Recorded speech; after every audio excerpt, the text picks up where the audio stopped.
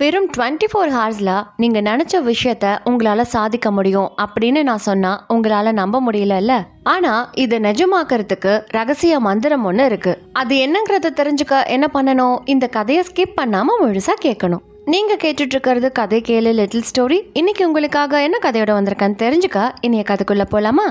ஒரு காலத்துல ஒரு வளமான நாட்டை ஒரு மன்னர் சிறந்த முறையில ஆட்சி செஞ்சுட்டு வந்தாரு. திடீர்னு ஒரு நாள் அந்த ஊர்ல தானிய பற்றாக்குறை ஏற்பட்டுச்சு. ஊர் மக்கள் எல்லாம் பசியோடவும் பட்டினியோடவும் இருக்க ஆரம்பிச்சாங்க. அந்த பஞ்சத்தை தீர்க்கறதுக்கு அரசர் எவ்வளவோ முயற்சிகளை செஞ்சாரு. மற்ற நாடுகள்ல இருந்து தானியங்களை இறக்குமதியும் செஞ்சாரு.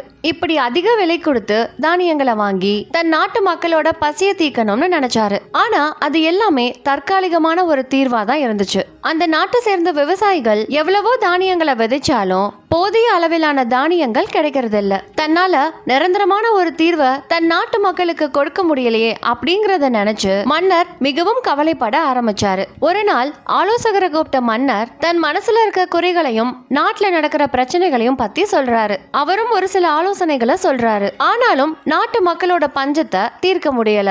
அப்பதான் அரசரோட மனைவி அவர்கிட்ட சில ஆலோசனைகளை சொல்றாங்க. மன்னா, உங்கள் மன கவலைகள் தீரவும் நாட்டு மக்களின் பசியை போக்கவும் நான் ஒரு ரகசிய தீர்வை சொல்கிறேன். இந்த ரகசிய மந்திரத்தை நான் எனது சிறு வயதிலிருந்து இப்போது வரை பயன்படுத்தி வருகிறேன். பல சமயங்களில் இந்த மந்திரம் என் தேவையை பூர்த்தி செய்திருக்கிறது. ஆனால் இந்த மந்திரத்தை நீங்கள் பயன்படுத்த வேண்டும் என்றால் ஒரு முக்கியமான நிபந்தனை இருக்கிறது. அது என்னவென்றால், இந்த மந்திரத்தை நீங்கள் பயன்படுத்தும் போது முழு மனதுடன் நம்பிக்கையோடு பயன்படுத்த வேண்டும். இந்த நிபந்தனைக்கு நீங்கள் சம்மதம் தெரிவித்தால் நான் அந்த ரகசிய மந்திரத்தை கூறுகிறேன் அப்படின்னு மன்னரை பார்த்து சொன்னதும் அரசர் தன் மனைவியை பார்த்து, இளவரசியே, நிச்சயமாக உன் நிபந்தனைகளுக்கு நான் கட்டுப்படுகிறேன். நம் நாட்டு மக்களின் துயர் தீர என்ன வேண்டுமானாலும் செய்ய நான் தயாராக இருக்கிறேன். இப்போது அந்த மந்திரத்தை கூறுவாயா அப்படின்னு சொல்லி அரசர் கேட்டதும் இளவரசி அரசரை பார்த்து, அரசே, நமக்கு ஒரு பிரச்சனை என்று வரும்போது நம் மனம் யாரை தேடும்?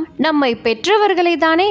அப்படி பார்த்தால் இந்த வாழ்க்கையை நமக்கு கொடுத்தது இந்த பிரபஞ்சம் தானே. அந்த பிரபஞ்சத்திடம்தான் நம் பிரச்சனைகளை கூற வேண்டும். அப்போதுதான் அதற்கான தீர்வினை இந்த பிரபஞ்சம் நமக்கு கொடுக்கும். நம் வாழ்க்கையில் சந்திக்கும் பிரச்சனைகளுக்கு நாமும் ஒரு காரணமாகிறோம். அதாவது நமக்குள் தோன்றும் எண்ணங்களும் அதற்கு ஒரு காரணம்தான். பொதுவாக கஷ்டங்களை சந்திக்கும் போது நம் எண்ண அலைகளும் அதை பற்றின எதிர்மறையான சிந்தனைகளை நோக்கித்தான் போகும். முதலில் நம் எண்ணங்களையும் சிந்தனைகளையும் மாற்ற வேண்டும். நேர்மறையான சிந்தனைகளோடு இந்த பிரபஞ்சத்தை அணுக வேண்டும். அந்த அணுகுமுறைதான் பிரபஞ்சத்தை நம் வசப்படுத்தும். ஆகையால் நீங்கள் எதிர்மறை சிந்தனைகளை விட்டுவிட்டு நம் நாடு வளமாக இருப்பது போல் கற்பனை செய்யுங்கள். நம் மக்கள் பசி பட்டினியின்றி சுகபோகமான வாழ்க்கையை வாழ்வது போல் கற்பனை செய்யுங்கள். இப்போது இந்த எண்ணங்கள் நிறைவேற வேண்டும் என்று இந்த பிரபஞ்சத்திடம் கேளுங்கள். தனியே அமர்ந்தபடி இந்த பிரபஞ்சத்தை மனதில் கொண்டு நல்ல எண்ண அலைகளை உருவாக்குங்கள். அன்பான பிரபஞ்சமே,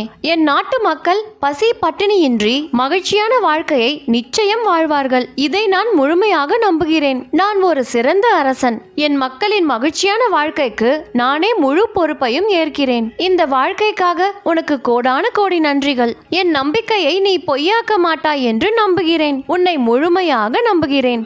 இவ்வாறு இந்த பிரபஞ்சத்திடம் கூறுங்கள். இந்த மந்திர வார்த்தைகளுக்கு அற்புதமான சக்திகள் இருக்கிறது. இந்த மந்திரத்தை பிரம்ம முகூர்த்தத்தில் உச்சரித்தால் அதற்கான பலனை கூடிய விரைவில் காண்பீர்கள். இந்த பிரபஞ்சம் தன்னை நம்பியவர்களை ஒருபோதும் கைவிடாது அப்படின்னு தன் மனைவி சொன்னதை கேட்டதும் அரசர் அந்த வார்த்தைகள்ல ஏதோ ஒரு அற்புதமான சக்தி இருக்கிறத உணர்றாரு. தன் மனைவியின் ஆலோசனை வார்த்தைகளை ஏற்று அன்றிரவே பிரம்ம முகூர்த்தத்தில் எழுந்து இந்த பிரபஞ்சத்துக்கிட்ட மனதார தன்னோட பிரார்த்தனைகளை முன்வைக்கிறாரு. அதை முழுமையா நம்பவும் செய்யறாரு. மறுநாள் மன்னரை தேடி ஒரு துறவி ஒருத்தர் வந்தாரு. அவர் மன்னரை பார்த்து, மன்னா, நாட்டு மக்களின் பசி தீர்க்க நீங்கள் பல்வேறு முயற்சிகளை செய்திருக்கிறீர்கள் என்பதை உணர்வேன். இந்த நாட்டில் தானிய பற்றாக்குறை ஏற்பட்டிருக்கிறது. அதனை சரி செய்ய தானிய கடவுளை வழிபட வேண்டும். அப்படி செய்தால் உங்கள் நாட்டில் தானியம் செழித்து வளரும். மன்னா, ஒரு முக்கியமான விஷயம், பிரம்ம முகூர்த்தத்தில் எழுந்து தானிய கடவுளை மனதார வழிபட வேண்டும் அப்படின்னு சொல்றாரு. மன்னரும் அவரோட ஆலோசனை வார்த்தைகளை ஏற்று அன்றிரவு பிரம்ம முகூர்த்தத்துல எழுந்து தானிய கடவுளை மனதார வழிபட ஆரம்பிக்கிறாரு. தொடர்ந்து சில நாட்கள் இப்படி செஞ்சுட்டு வந்தாரு. சில நாட்கள்லயே அவரோட கனவுல ஒரு முதியவர் தோன்றி, மன்னா, நீங்கள் தினமும் என்னை வழிபடுவதால் உங்கள் நாட்டில் தானியம் செழித்து வளரும். ஆனால் நீங்கள் ஒரு நிபந்தனையை பின்பற்ற வேண்டும். அது என்னவென்றால், நீங்கள் ஒவ்வொரு முறை தானியங்களை விதைக்கும் முன்னும் பிரம்ம முகூர்த்தத்தில் எழுந்து முதல் தானியத்தை விதைக்க வேண்டும் அப்படின்னு சொல்லிட்டு மறைஞ்சு போறாரு. மன்னரும் மிகுந்த மகிழ்ச்சியோடு அந்த நிபந்தனைகளை செயல்படுத்தவும் ஆரம்பிச்சாரு. அடுத்த விதைப்பு காலத்துல மன்னரும் அந்த நாட்டு மக்களும் பிரம்ம முகூர்த்தத்துல எழுந்து அந்த தானியங்களை வழிபட்டு விதைக்க ஆரம்பிச்சாங்க. அன்னையில இருந்து பிரம்ம முகூர்த்தத்துல எழுந்து மக்கள் தங்களோட அன்றாட வேலைகளை செய்ய ஆரம்பிச்சாங்க. அந்த நேர்மறையான எண்ண அலைகள் அந்த ஆண்டே தானியங்கள் மிகுதியா விளைய ஆரம்பிச்சது. அந்த நாட்டு மன்னரும் மக்களும் மகிழ்ச்சியில திகைத்தே போறாங்க. அந்த நாட்டுல ஏற்பட்ட பஞ்சமும் ஒரு முடிவுக்கு வந்தது. இந்த கதை நமக்கு முக்கியமான விஷயங்களை உணர்த்துது. பிரம்ம முகூர்த்தம் அப்படிங்கிறது படைப்பு சக்தி அதிகமா இருக்கக்கூடிய ஒரு நேரம். அந்த நேரத்துல நாம செய்யக்கூடிய ஒவ்வொரு செயலும் கண்டிப்பா வெற்றியை தான் தரும். தானியங்களை விதைக்கிறதுக்கு முன்னாடி பிரம்ம முகூர்த்தத்துல வழிபடுறதுனால தானியங்கள் செழிப்போடு வளர ஆரம்பிக்கும். இந்த நேரத்துல விதைக்கிறதுனால விளைச்சல் அதிகமா கிடைக்கும் அப்படிங்கிறது அவங்களோட நம்பிக்கை. இது நம்பிக்கை சார்ந்த விஷயம் மட்டும் இல்ல, உணர்வு பூர்வமா உணர்ந்த ஒரு விஷயமும் கூட. இந்த ரகசியத்தை இப்ப வரைக்கும் நிறைய விவசாயிகள் பின்பற்றிட்டு தான் இருக்காங்க. ஏன்னா அப்படி பிரம்ம முகூர்த்தத்துல எழுந்து தானியங்களை வழிபடுறதுனால தானியங்கள் நோய் நொடிகள் இல்லாம வளரும் அப்படிங்கிறது ஒரு நம்பிக்கை. இந்த நேர்மறையான நம்பிக்கை தான் அந்த தானியங்கள் செழித்து வளர ஒரு காரணம். இந்த பிரம்ம முகூர்த்த ரகசியம் அப்படிங்கிறது விவசாயிகளுக்கு மட்டும் இல்ல, நம்ம வாழ்க்கையில எந்த துறைகள்ல நாம வெற்றி பெறறதா இருந்தாலும் சரி, இந்த ரகசியம் நிச்சயமா கை கொடுக்கும். அதே நேரத்துல இந்த பிரம்ம முகூர்த்தத்துல நாம எந்த ஒரு நல்ல காரியங்களை செஞ்சாலும் அது நமக்கான நல்ல பலன்களை தான் கொடுக்கும். பிரம்ம முகூர்த்தத்துல படிக்கிறதுனால நமக்குள்ள ஞாபக சக்தி அதிகரிக்கும். பிரம்ம முகூர்த்தத்துல நாம எந்த ஒரு வேலையை செய்யறதா இருந்தாலும் அந்த வேலை எந்த ஒரு தடைகளும் இல்லாம எளிமையா முடியும். இந்த பிரம்ம முகூர்த்தத்துல நம்ம குடும்பங்களோடு நேரத்தை செலவிடும் போது நம் உறவுகளும் இன்னும் வலுவடையும்.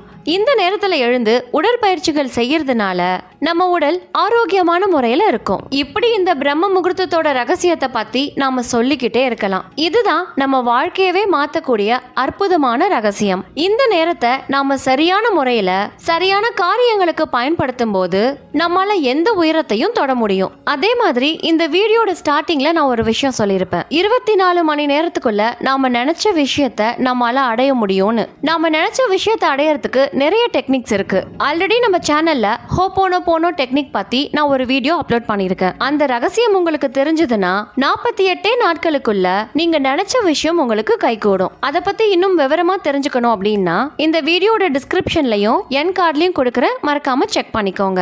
இதெல்லாம் ஒரு பக்கம் இருந்தாலும் இந்த யூனிவர்ஸ் கிட்ட நாம எப்படி பேசினா 24 ஹார்ஸ்க்குள்ள நாம நினைச்ச விஷயத்தை அச்சீவ் பண்றதுக்கான முதல் படியை எடுத்து வைக்கலாம். இதுவும் ரொம்ப ரொம்ப சிம்பிள். இதுக்கு நீங்க என்ன செய்யணும்னா பிரம்ம முகூர்த்தத்துல எழுந்து இந்த யூனிவர்ஸ் கிட்ட முழு நம்பிக்கையோடு பேசணும். ரொம்ப நாளா நீங்க ஆசைப்பட்டு கற்பனை பண்ணி வச்சிருக்க ஒரு விஷயத்தை நினைச்சுக்கோங்க.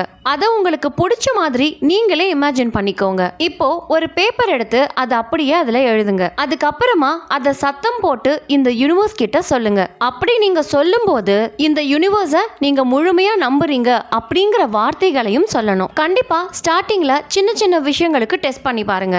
கண்டிப்பா மிராக்கலான சேஞ்சஸை நீங்களே பாப்பீங்க. ஆனா இந்த டெக்னிக்கை நீங்க ஃபாலோ பண்ணும்போது முழுசா நம்பணும். உங்களுக்குள்ள பாசிட்டிவான வைப்ரேஷன்ஸை மட்டும் உருவாக்கிக்கணும். 24 ஹார்ஸ்க்குள்ள நீங்க நினைச்ச விஷயத்தை அச்சீவ் பண்றதுக்கான முதல் படி கண்டிப்பா உங்க கண் முன்னால வரும். ஜோசப் மர்ஃபி அப்படிங்கிறவரு 1963ல இதை பத்தின நிறைய சுவாரஸ்யமான விஷயங்களை சொல்லியிருக்காரு. இந்த பிரபஞ்சத்துக்கிட்ட நாம பேசணும், மனசு விட்டு பேசணும். ஒரு சிலரால சத்தம் போட்டு இந்த பிரேயர்ஸை சொல்ல முடியாது. அந்த மாதிரி ஒரு சிச்சுவேஷன்ல எழுத்துப்பூர்வமா இந்த யூனிவர்ஸ் கிட்ட நாம பேசலாம். உங்களுக்குன்னு ஒரு டைரியோ நோட் புக்ஸோ ஏதோ ஒன்னு எடுத்துக்கோங்க. அதுல உங்களோட கனவு என்ன அப்படிங்கறத தினமும் எழுத ஆரம்பிங்க. நீங்க எழுதக்கூடிய விஷயம் எதை பத்தி வேணாலும் இருக்கலாம். ஆனா பாசிட்டிவான விஷயங்களை, உங்க மனசுக்கு சந்தோஷம் தரக்கூடிய விஷயங்களை மட்டும் தான் எழுதணும். இதை நீங்க தொடர்ந்து எழுத எழுத உங்களோட சப்கான்ஷியஸ் மைண்ட்ல அது அப்படியே போய் ரெஜிஸ்டர் ஆயிடும். இப்போ உங்க சப்கான்ஷியஸ் மைண்ட் என்ன சொல்லுதோ அதெல்லாம் உங்க வாழ்க்கையில கொஞ்சம் கொஞ்சமா நடக்க ஆரம்பிக்கும். இதை நீங்க எந்த நேரத்துல வேணாலும் பண்ணலாம். ஆனா பிரம்ம முகூர்த்தத்துல நீங்க ஒரு விஷயத்த செய்யும் போது உங்களை சுத்தி நிறைய பாசிட்டிவ் வைப்ரேஷன்ஸ் மட்டும் தான் இருக்கும். அது உங்க கனவுகளை நினைவாக்குறதுக்கான எல்லா சக்திகளையும் உங்களுக்கு கொடுக்கும். பிரம்ம முகூர்த்தத்துல எழுந்திரிக்கிறது அப்படிங்கிறது எல்லாருக்குமே கொஞ்சம் கஷ்டமான விஷயம் தான். ஆனா அதுக்கும் ஒரு சூப்பரான டெக்னிக் இருக்கு. ஆல்ரெடி அதை நான் ஒரு வீடியோவா அப்லோட் பண்ணியிருக்கேன். அந்த டெக்னிக்ஸ் யூஸ் பண்ணி உங்க வாழ்க்கையில நிறைய மிராக்கலான விஷயங்களை நீங்க அச்சீவ் பண்ணலாம். அந்த வீடியோவோட லிங்க் இந்த வீடியோவோட டிஸ்கிரிப்ஷன்ல இருக்கும். மறக்காம அதை பாருங்க, நிச்சயமா யூஸ்ஃபுல்லா இருக்கும். இந்த டெக்னிக்கை நீங்க ட்ரை பண்ணி உங்களுக்கு நடந்த மிராக்கலான எக்ஸ்பீரியன்ஸை மறக்காம கமெண்ட் செக்ஷன்ல சொல்லுங்க. கண்டிப்பா இந்த கதை உங்களுக்கு பிடிச்சிருக்கும்னு நம்புறேன். பிடிச்சிருந்தா மறக்காம தம்ஸ் அப் பண்ணுங்க. மீண்டும் வேற ஒரு சுவாரஸ்யமான கதையில நான் உங்களை சந்திக்கிறேன். தேங்க்யூ.